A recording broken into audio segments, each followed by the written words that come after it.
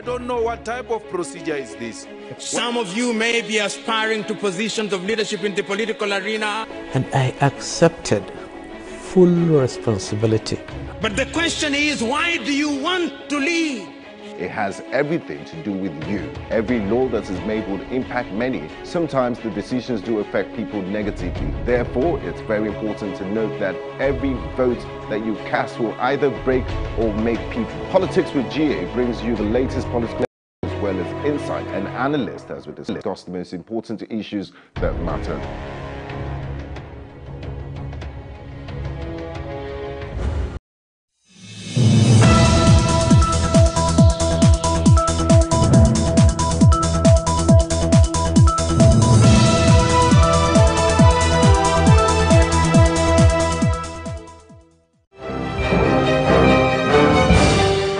Thanks for joining us on Plus TV Africa. I'm Lakbe Banjo.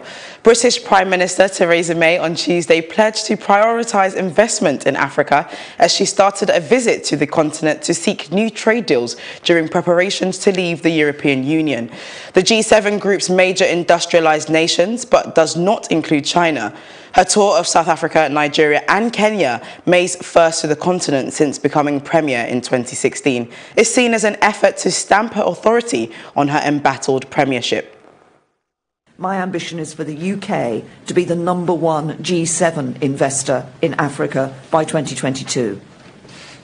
As we discussed in London, the UK fully supports your drive, Mr. President, to attract more investment to South Africa so as to create jobs and economic growth.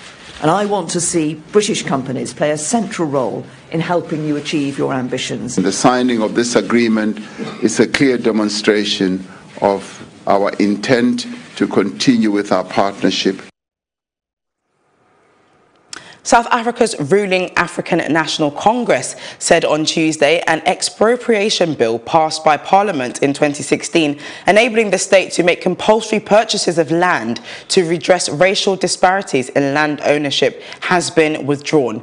The bill, which had not been signed into law, was withdrawn to allow an ongoing process that could lead to the changing of the constitution to pave way for the expropriation of land without compensation, the party said. An agreement has finally been reached, Sudan confirms, as Riek Machar, South Sudanese rebel chief, has agreed to sign a final peace deal with Juba to end a brutal civil war after initially refusing to do so.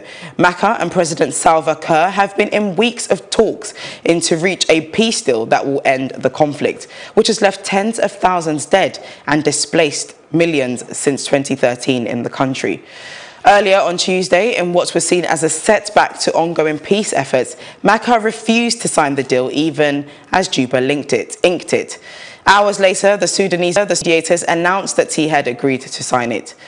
At least 4 workers have been killed and 3 others seriously injured after a massive explosion rocked the Grain Marketing Board's Lions Den depot in Mashonaland, West Province yesterday afternoon. The explosion that ripped through reinforced concrete structures and caused a fire is yet unknown.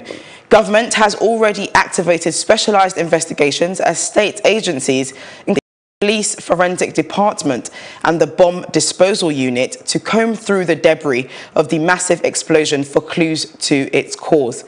Perrance Shiri, Land, Agriculture and Rural Resettlement Minister, visited the scene of the tragic incident, confirmed security arms of government had been called in to investigate the matter. We'll take this quick break and we'll be right back with more news updates. Don't go anywhere.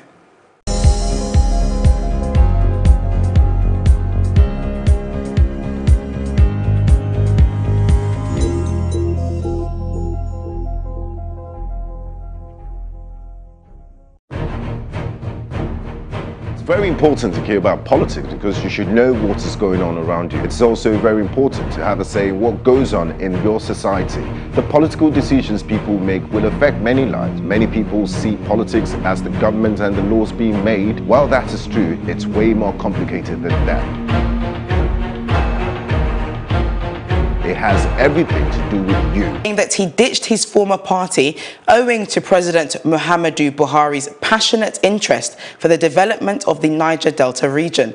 He also disclosed that many other leaders of PDP in Delta State are also ready to join him in APC to ensure that his new party take over the state and deliver President Buhari's second-term bid, particularly in the Niger Delta region.